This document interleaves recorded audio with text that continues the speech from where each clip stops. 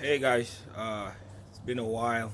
As you can tell, I've been under the weather, so that's why I haven't posted a lot. But today, it's kind of like a follow-up video on the one that we did for the facelift on the Taurus. So I'll be showing you guys the wiring tricks or the wiring diagram that you can use if you're moving from a 1012 to a 13 plus headlight. A lot of people ask, but like I said, I was a little sick. So yeah, without further ado, don't forget to like, subscribe, guys. I need some boost. It would be much appreciated. But yeah, let's go. I'm gonna save the testing part and everything, and we'll go straight to the notes so we can make it quick and easy. So pretty much in scenario one, we're going from bi-xenon to halogen, and I would explain why you might want to do that.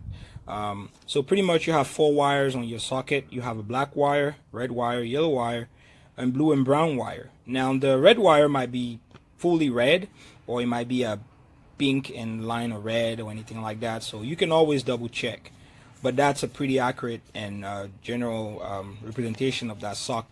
You only need 3 wires, okay, when you're doing that transition. You will need a black wire, yellow wire, and a blue wire or brown wire, and I'm going to show you guys exactly what I mean. So this is the outlet or the socket right here for the headlights, and that's pretty much what you have, okay. As you can see, the ground wire here, it's black and green. You have the yellow wire, you have the, I don't know if it's a purple or red, but that's the red wire, and then you have a brown and blue or brown and beige right here, okay. The wire we're letting go off is the red wire. So we'll do ground, high beam, and low beam. This wire goes to nowhere. I'm going to show you guys here, if I can, the sockets side by side as far as what you'll be looking at and why you have to do this if you want to go that route. So pretty much to my left is the socket of a bi-xenon set, and to my right is the socket of a halogen. Let me put both of them on the same position or direction. There you go. You can see they're on 2 different rows, and that's kind of how they're also connected inside of the housing. So you have to go ahead and do that conversion to be able to get everything to work the right way. On your halogen socket here, you will need all 4 wires. The 2 wires that are on the outside, if you're looking at it like this, the 2 wires that are on the outside are your ground wire, hence the same color in this setup as green and black and green and black. The yellow wire with the purple stripe is your high beam wire, and your red wire on the halogen socket here is your low beam, okay. So you have ground, high beam, low beam, ground on halogen. So pretty much you will merge the 2 ground wires and you connect them to the ground wire on your bi-xenon set. You will get your high beam, which is a yellow one, and you connect it to your high beam here, which is a yellow one as well, and you will get your low beam here, which is a red wire, and on the bi-xenon it's going to go to the blue wire here, or the beige wire, which is your low beam, the one on the far right, okay. Again, the red wire stays on touch or just don't get connected to anything. Now if you're going the other way around, it's going to be a little bit more tricky, and the reason why it's going to be a little bit more tricky is just because you have that permanent wire, permanent 12 volt that you would need. And if you don't have that permanent 12 volt from halogen standpoint, it's going to be a little bit complicated to replicate that. You probably have to run a wire directly from your battery or something like that to a switch to get that to work. So it's kind of pointless. So if you have a halogen deal, I'll recommend just upgrading the projector or the bulb, or sending me your lights so I can work on them for you and make them stand out. But if you have a bi-xenon set, you can also send those to me, or you can just get a halogen set, keep your bi-xenon set untouched, and purchase yourself a halogen set, or purchase a halogen set from me, and then I can get your headlights done.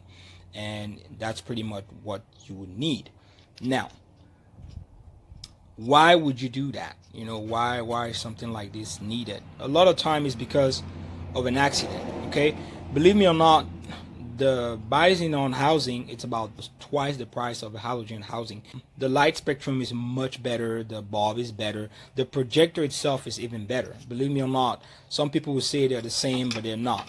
Okay, the projector that comes in the bi-xenon set, it's a really good projector. It's not even close to the one that comes on the halogen side.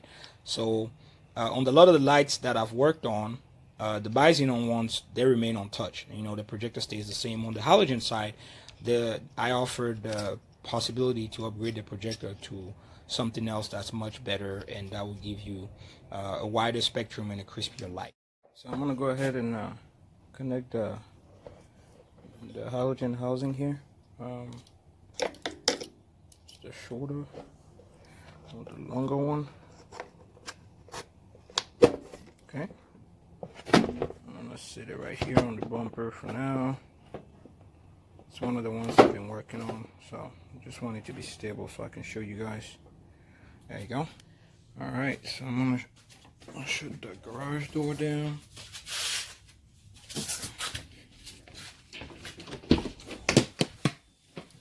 Alright, I don't know if you're gonna be able to see, but that's light turned on.